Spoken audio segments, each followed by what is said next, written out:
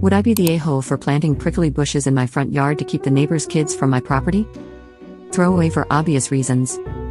I moved into a detached townhouse a few months ago. It's a rental. I'm leasing it for a year, with the option to extend for a second year or possibly buy the house.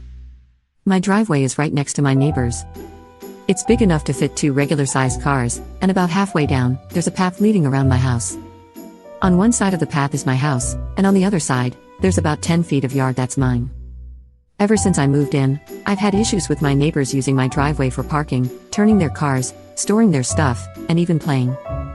Asking them to stop using it and to keep their things on their own property hasn't worked, so I placed a few large plants, installed a camera, and put up a no trespassing sign. That helped a bit. At least the cars are gone. The last few weeks, with the stay-home guidelines, I've been working from home. But my neighbor's kids are making that really difficult.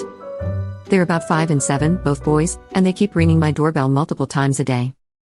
They ask if they can play with my dog, if I want to play with them, or whatever else they can think of.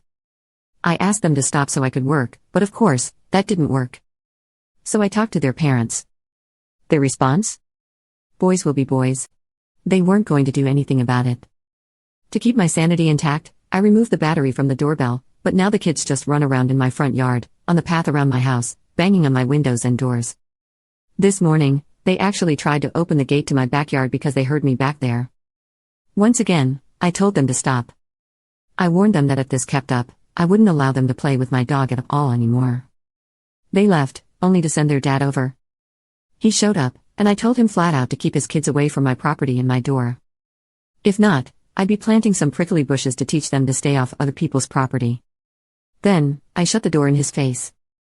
Would I be the a-hole if I actually went through with that? I'd love to put up a fence or something, but since this might be a short-term rental, I have to be able to return everything to its original state.